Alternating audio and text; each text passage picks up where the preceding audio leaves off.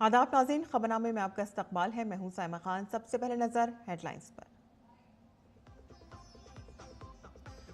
UNHRC में भारत का 2 टूक गैर कानूनी तौर पर मकबूजा भारतीय इलाके को खाली करे पाकिस्तान। अपने लोगों पर बमबारी के बजाय अपनी मईशत को बजाए पाकिस्तान। डॉक्टर एल मुरुगन ने भूसान में एशियाई मवाद और फिल्म मार्केट का किया दौरा। डॉक्टर मुरुगन ने इंडियन पवेलियन से किया अपने दौरे का आगाज। कहा कि भूसान में अपने सिनेमा, फन और सकाफत की नुमाइश कर रहा है भारत।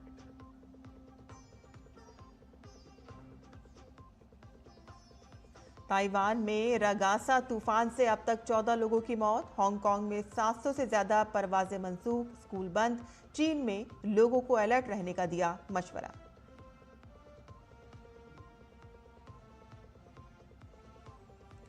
कोलकाता में शदीद बारिश ने मचाई तबाही। बीजेपी ने तबाही के लिए ममता बनर्जी हुकूमत को बनाया जिम्मेदार।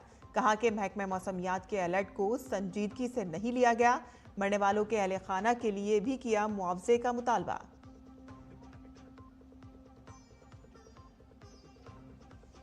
एशिया कप में आज भारत के सामने बांग्लादेश का चैलेंज। मैच जीतने तो फाइनल में होगी जगह। बांग्लादेश के खिलाफ T20 में भारत को बढ़तरी हासिल।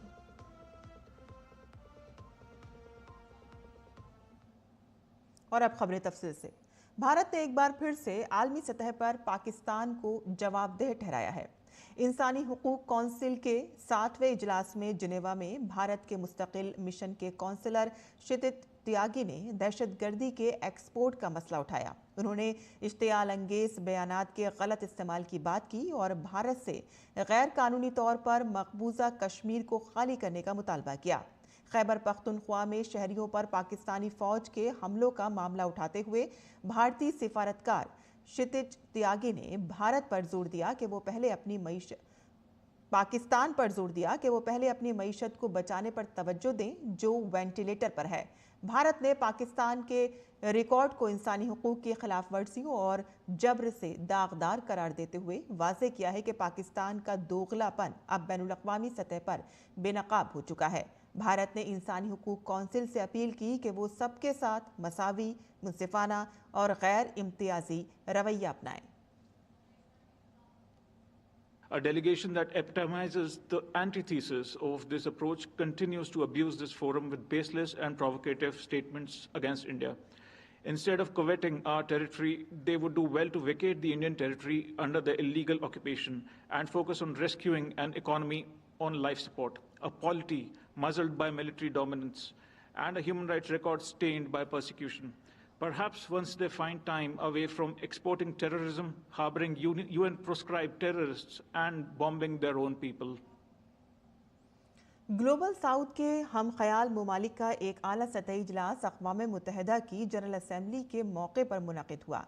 वज़ीर ख़ारजा डॉक्टर एस जयशंकर ने न्यूयॉर्क में मीटिंग की मेज़बानी की और इस मौके पर उन्होंने तरक्की पजीर ममालिक के दरमियान इत्तेहाद और ताउन को फ़रोग़ देने के लिए 5 अहम तजावीज़ पेश की। उन्होंने कहा कि आज जैसे जैसे आलमी चैलेंजेस और ख़तरा तेज़ी से बढ़ रहे हैं, ग्लोबल साउथ का हल के लिए कसीरुल जहती की तरफ देखना फितरी है। ग्लोबल साउथ को आलमी मामलात में आगे बढ़ाने के लिए कई तजावीज़ पेश की गईं और इनमें ग्लोबल साउथ ममालिक के दरमियान मुशावरत को मजबूत बनाना और यकजहती और ताउन को फ़रोग़ देने के लिए मौजूदा बैनुल-अक़वामी फोरम्स के इस्तेमाल को बढ़ाना और मुस्तक़बिल की टेक्नोलॉजीज़ ख़ास तौर पर AI के इम्कानात पर तबादला ख्याल और उनको मुस्बत तौर पर इस्तेमाल करने के लिए इक़दाम को फ़रोग़ देना शामिल है।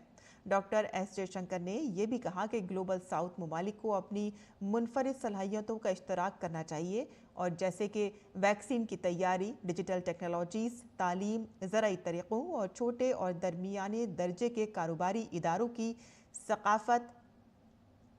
उन्होंने मौसमियाती इंसाफ के शोबों की कोशिशों पर जोर दिया जो ग्लोबल साउथ की तरजीहात का मरकज़ हैं।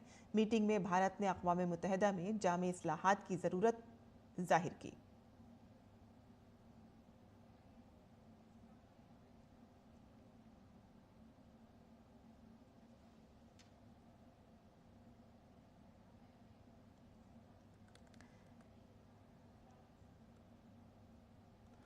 अमेरिकी सदर डोनाल्ड ट्रंप ने अक़वाम मुत्तहिदा की जनरल असम्बली के मौके पर यूक्रेन के सदर ज़ेलेंस्की से दो तरफ़ा मुलाकात की।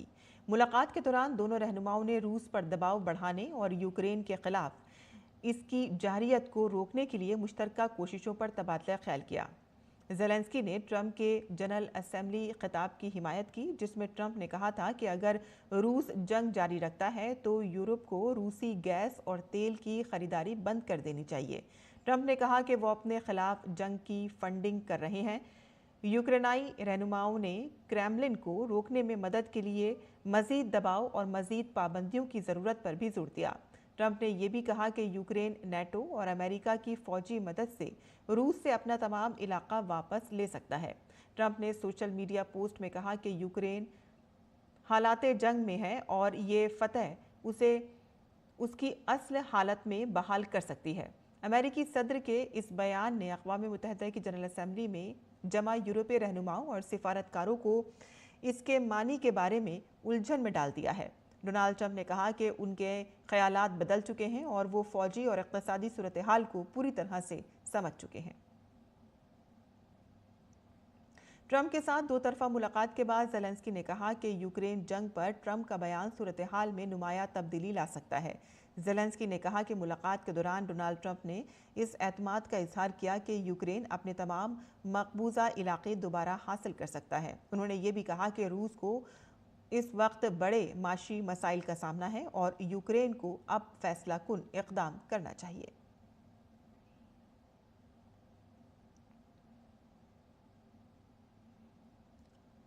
मुसलसल मूसलाधार बारिश ने मगरबी बंगाल की राजधानी कोलकाता को तहस नहस कर दिया है। मूसलाधार बारिश की वजह से मुतअद्दिद अफराद हलाक हो चुके हैं। ये अमवात बिजली के खंभों से करंट लगने से हुई हैं और बादल फटने के बाद शहर में 5 घंटे तक शदीद बारिश हुई, जिससे सूरत हाल मजीद ख़राब हो गई। शहर में सैलाब आ गया, जिससे तकरीबन तमाम सड़कों और पड़ोसी अजला में ट्रैफिक में खलल पड़ा। मूसलाधार बारिश की वजह से रेल, सड़क और फ़िज़ाई खदमात मुतासर हुई हैं। मेट्रो, मशरक़ी रेलवे के हावड़ा और सियालदा डिवीज़नों और जनूब मशरक़ी रेलवे के हावड़ा डिवीज़न में ट्रेन खदमात नशीबी इलाकों में पटरियों में डूब जाने की वजह से बुरी तरह से मुतासर हुई हैं।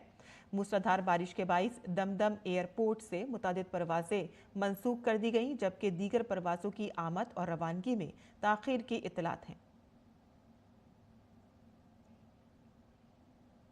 मगरबी बंगाल के कायदे हिज़्ब इख्तिलाफ और बीजेपी लीडर शुवेंदु अधिकारी ने कोलकाता के कई इलाकों में शदीद बारिश से हुई तबाही पर ममता बनर्जी हुकूमत पर तनकीद की है। उन्होंने कहा कि ममता बनर्जी इंतज़ामिया ने महकमा मौसमियात की वार्निंग को संजीदगी से नहीं लिया और एहतियाती तदाबीर नहीं की। देखिए, इसके लिए सीधा सीधा ममता बनर्जी का एडमिनिस्ट्रेशन जिम्मेदार है। ये आप देख लीजिए, आईएमडी का जो उनको प्रिकॉशनरी मेजर लेना चाहिए था, नहीं लिया। कॉशन दिया था प्रॉपरली विथ एडवांस, आईएमडी ने दिया, लेकिन ये लोग नहीं किया, कुछ नहीं किया। दुर्गा पूजा इनॉग्रेशन में बिजी है। कोलकाता पुलिस, कोलकाता कॉरपोरेशन और सीएससी, ये तीनों का लापरवाही की वजह से इतना आदमी का डेथ हो गया। नॉन ऑफिशियली 10 और 9 तो आइडेंटिफाई हो गया। हम लोग का डिमांड है, जितना लोग का डेथ हुआ है due to this government, 8 core industries की ग्रोथ ने रफ्तार पकड़ ली है। अगस्त में 8 कोर इंडस्ट्रीज का आउटपुट 6.3% रहा, जबकि जुलाई में ये अदद 3.7 था। अगस्त में हुआ ये इजाफा 15 महीने में सबसे ज़्यादा है। वज़ारत तिजारत के जारी करदा अदद-ओ-शुमार के मुताबिक मुल्क की कुल सनती पैदावार IIP में इन 8 सनतों का 40.27% हिस्सा है। इन 8 सनतों में स्टील, कोयला, बिजली, खाद, रिफाइनरी मसनूआत, कुदरती गैस, खाम तेल और स्टील शामिल है। अदद-ओ-शुमार के मुताबिक अगस्त 2025 में स्टील की पैदावार में सबसे ज़्यादा 14.2% इजाफा हुआ है और इसके बाद सीमेंट की पैदावार में 6.1% इजाफा हुआ। ग्रोथ में ये उछाल कोयले की पैदावार में इजाफे के सबब आया और इस मुद्दत में कोयले की पैदावार 11.4% हुई, जबकि जुलाई में इसमें 12.3% की गिरावट आई थी। वजीर रेलवे अश्वनी वैष्णव ने ऐलान किया है कि वंदे भारत स्लीपर ट्रेनें जल्द शुरू की जाएंगी। उन्होंने बताया है कि पहली ट्रेन ने तमाम जरूरी टेस्ट और ट्रायल रन कामयाबी के साथ पास कर लिए हैं और फिलहाल दिल्ली के शकूर बस्ती कोच डिपो में खड़ी हैं। दूसरी ट्रेनों की तैयारी भी तेजी से जारी है और 15 अक्टूबर तक तैयार होने की उम्मीद है। रेलवे का मंसूबा है कि बाकायदा खिदमात की तसलसल को यकीनी बनाने के लिए दोनों ट्रेनें एक साथ शुरू की जाएंगी। वंदे स्लीपर रेडी है, टेस्टेड है। हम लोग 2 गाड़ी एक साथ चालू करेंगे, इसीलिए उसका सेकंड गाड़ी के मैन्युफैक्चरिंग का वेट कर रहे हैं। सेकंड गाड़ी मैन्युफैक्चर होकर आएगी करीब 10th या 15th अक्टूबर तक आ जाएगी। उसके बाद में एक साथ चालू करेंगे, क्योंकि डेली सर्विस जब करते हैं चालू, जैसे वंदे भारत में डेली सर्विस है, तो उसका बहुत बेनिफिट मिलता है। लोगों के माइंड में एक नया बेंचमार्क सर्विस का इस्टेब्लिश होता है, इसीलिए उसका सेकंड रेक का हम लोग वेट कर रहे हैं। और इत्तलात और नशरियात के वज़ीर ममलिकत डॉक्टर एल मुरुगन ने बुसान में जारी एशियाई मवाद और फिल्म मार्केट का दौरा किया। ये एशिया का सबसे बड़ा सिनेमा और तख्लीकी मवाद का बाजार है, जिसका इनेकाद बैक्सको में हो रहा है। डॉक्टर मुरुगन ने अपने दौरे का आगाज इंडियन पवेलियन से किया, जहां भारत अपनी सिनेमाई सलाहियतों का मुजाहिरा कर रहा है, वेव्स मार्केट को फरोग दे रहा है और आलमी शराकतदारों को मुश्तरका प्रोडक्शन के लिए मदऊ कर रहा है।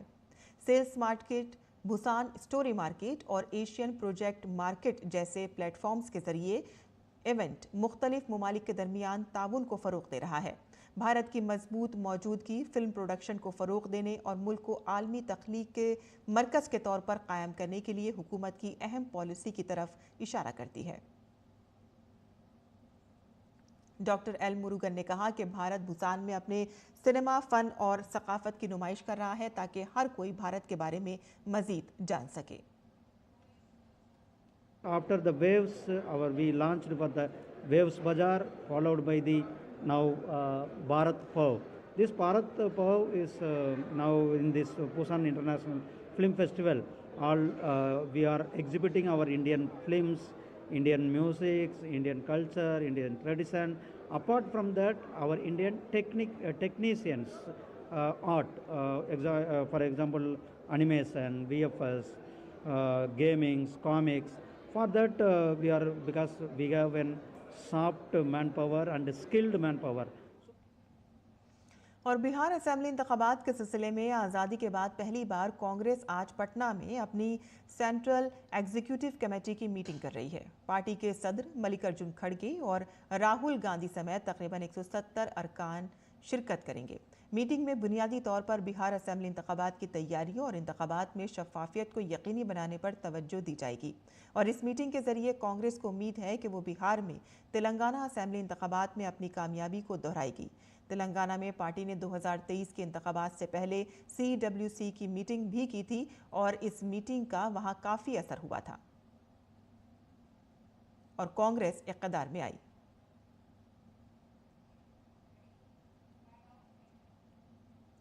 हिंदी फीचर फिल्म कटहल को 71वें नेशनल फिल्म अवार्ड्स में बेहतरीन हिंदी फिल्म का अवार्ड हासिल हुआ है। दूरदर्शन के साथ एक खास बातचीत में फिल्म के हिदायतकार यशोवर्धन मिश्रा ने अपने तजर्बात शेयर किए। इतनी जल्दी आपको राष्ट्रीय फिल्म पुरस्कार मैं कहती हूँ हासिल हुआ है, किस तरह की फीलिंग्स आपको रही है? और कटहल के मतलब ये टॉपिक ही कुछ बहुत ज़्यादा टिपिकल है, आपने इस फिल्म का नाम क्यों रखा और फिर क्या आपको उम्मीद थी कि आपको राष्ट्रीय फिल्म पुरस्कार मिलेगा? पहली बात तो राष्ट्रीय फिल्म पुरस्कार सबसे बड़ा पुरस्कार है और मेरी पहली डेब्यू फिल्म के लिए मुझे ये पुरस्कार मिला है। मैं ये नहीं कहूँगा कि मुझे मिला है, मेरे पूरी टीम को मिला है और ये बहुत ही स्पेशल फीलिंग है। कटहल एक हास्य फिल्म है, हास्य व्यंग फिल्म है, तो इसको नेशनल अवार्ड मिलना बहुत ही स्पेशल है। और जब हम फिल्म बनाते हैं तब हम नहीं सोचते कि अवार्ड मिलेगा या कुछ और होगा, हम बस ये सोचते हैं कि फिल्म दर्शकों तक पहुँचे, उनको पसंद आए। कटहल क्या आपको बहुत ज़्यादा पसंद है, या क्या है आपने इस फिल्म का नाम जो कटहल रखा? मुझे कटहल का अचार बहुत ज़्यादा पसंद है। मैं जहाँ से आता हूँ सतना मध्य प्रदेश से, वहाँ बहुत बनता है, हमारे घर में बनता है।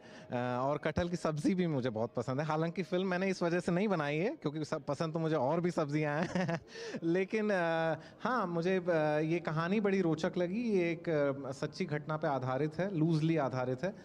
तो मुझे लगा कि इस पे फ़िल्म बनाना चाहिए और लोगों को पसंद आई ये फ़िल्म, इसके लिए मैं बहुत खुशनसीब समझता हूँ खुद को।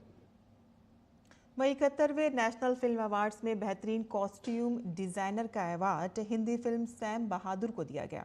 अवार्ड याफ्ता कॉस्ट्यूम डिज़ाइनर्स दिव्या गंभीर और निधि गंभीर से हमने खास बातचीत की।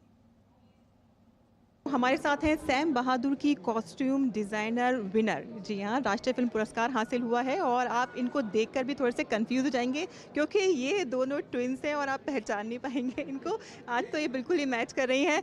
राष्ट्रीय फिल्म पुरस्कार आपको उम्मीद थी कि आपको मिलेगा?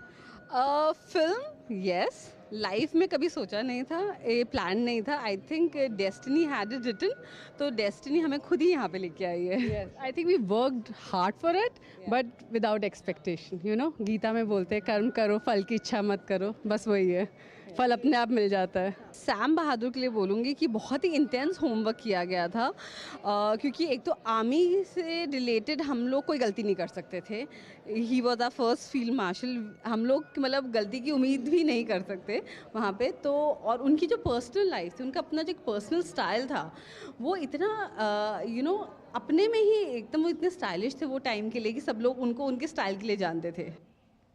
और रॉकी और रानी की प्रेम कहानी को 71वें नेशनल फिल्म अवार्ड्स में बेहतरीन तफरीही फराहम करने वाली फिल्म अवार्ड से नवाजा गया। डायरेक्टर करण जौहर ने दूरदर्शन के साथ अपनी खुशी और तजर्बात शेयर किए कि कुछ कुछ होता है के बाद दूसरी इंटरटेनमेंट फिल्म के लिए आपको अवार्ड हासिल हो रहा है। यूँ तो बीच में आपने कई राष्ट्रीय फिल्म पुरस्कार हासिल किए हैं, लेकिन एक तरह से कह सकते हैं कि इसमें क्या खास आपको लग रहा है? सबसे ज़्यादा खास बात यह है कि जो सफ़र शुरू हुआ 1998 में, मेरी पहली फिल्म को यही अवार्ड मिला था, मोस्ट होलसम और popular entertainer of the year, और 27 साल बाद उसी कैटेगरी में जीतना, इसका मतलब यह है कि कहीं ना कहीं एक आवाज़ है, कहीं ना कहीं एक कंसिस्टेंसी, एक रेलेवेंस जो मैंने शायद कायम रखा है। उसके लिए मैं ऑडियंसेस का अब बेहद शुक्रगुजार हूँ कि उन्होंने लगातार बार बार वो प्यार हमें, मुझे, धर्मा प्रोडक्शन की फिल्मों को वो देते रहे और खुले दिल से देते रहे। तो मैं भी उनको ये ग्रैटिट्यूड एक्सप्रेस करना चाहता हूँ। सर, ये जो टीम है आपकी, शाहरुख की, रानी की, इन्होंने हमेशा जब भी आपने इनके साथ काम किया है हमेशा एक मैजिक क्रिएट हुआ है, तो आगे भी क्या आप फ्यूचर में इस तरह के कुछ? और वो मैं एक्चुअली सबसे कहना भूल गया कि ये साल मेरे लिए ज़्यादा महत्वपूर्ण है, ज़्यादा इमोशनल भी है, क्योंकि शाहरुख खान का पहला अवार्ड है, रानी मुखर्जी का पहला अवार्ड है, और मेरा सफ़र इन दोनों सुप्रीमली टैलेंटेड एक्टर्स के साथ शुरू हुआ था। तो द फैक्ट कि हम तीनों के तीनों अलग फिल्मों के लिए जीत रहे हैं और एक साथ आए हैं इस मंच पे, the most important platform for entertainment, the 71st national awards 2023, ये इतना ज़्यादा इम्पोर्टेंट है, इतना ज़्यादा इसका एक ओहदा है, और वहाँ हम तीनों का होना वाकई ऐसा किस्मत कहते हैं। Thank you sir, thank you very much. और शारदीय नवरात्रि पूरे मुल्क में जोशो खरोश के साथ मनाई जा रही है। आज देवी की तीसरी शक्ल चंद्र घंटा की पूजा की जा रही है। झंडेवालान और छतरपुर मंदिरों में सुबह की आरती की गई और इस मौके पर मंदिरों में अकीदतमंदों की कसीर तादाद दर्शन के लिए देखी गई।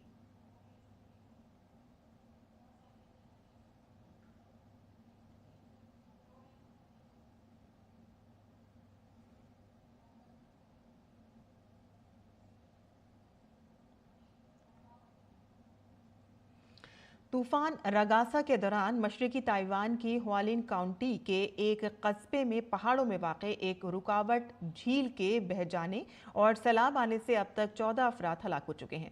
समुद्री तूफान रगासा ने मशरकी ताइवान में तकरीबन 70 सेंटीमीटर बारिश की और तूफान ने हांगकांग में तेज़ हवाओं और तूफ़ानी बारिश को भी लाया, और जिससे शहर को बंद करना पड़ा और 700 से ज़्यादा परवाज़ें मनसूख हो गईं। हांगकांग ने सबसे ज़्यादा तूफ़ान का सिग्नल 10 जारी किया, जिसमें ज़्यादातर कारोबार और ट्रांसपोर्ट खिदमात को बंद करने पर जोर दिया गया।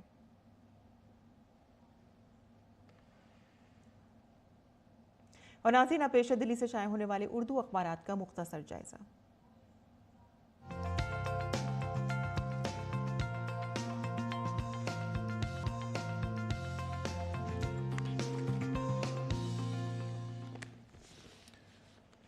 तो दिल्ली से शाया होने वाले उर्दू के अखबारों पर नज़र डालें तो कल जैसे कि 71वें नेशनल फिल्म अवार्ड्स राष्ट्रपति द्रौपदी मुर्मू के हाथों दिए गए और उसमें सबसे ज़्यादा जो सुर्खियां जिन्होंने बटोरी वो थे बॉलीवुड के किंग खान के नाम से जाने जाने वाले शाहरुख खान ने, जिनको बेहतरीन अभिनेता के तौर पर अवार्ड हासिल हुआ। दूसरी आपको बता दें कि समाजवादी पार्टी के बानी रुकन और यूपी की सियासत में अपनी मुनफरिद पहचान रखने वाले मोहम्मद आजम खान 33 माह के बाद सीतापुर जेल से रिहा हो गए और रिहा होने के बाद उनका पहला रिएक्शन ये था कि उन्होंने कहा कि पहले मैं अपना इलाज कराऊंगा और फिर आगे की हिकमत अमली तय करूंगा। आगे बढ़ते हैं, जहां खबर है कि सऊदी अरब के मुफ्ती आज़म शेख अब्दुल अजीज़ बिन अब्दुल्ला का इंतकाल हो गया है और तमाम ममालिक इनके लिए ताज़ियती पैगाम भेज रहे हैं। यहाँ वज़ीर आज़म नरेंद्र मोदी ने भी ख़राज अक़ीदत इनको पेश किया है। आगे बढ़ते हैं, दूसरी खबर भी जान लेते हैं, जहाँ इस वक्त मुल्क भर में मौसम का मिजाज कुछ बदला हुआ है और आपको बता दें कि कोलकाता और मुंबई के कई इलाकों में मूसलाधार बारिश से आम जिंदगी दरहम बरहम हो गई है और कई सड़कें ज़ेर-ए-आब आ गई हैं। घरों और रिहायशी इलाकों में पानी दाखिल हो गया है और आमदोरफ्त बुरी तरह से मुतासिर हुई है और करंट लगने से 7 अफराद की मौत हो गई है।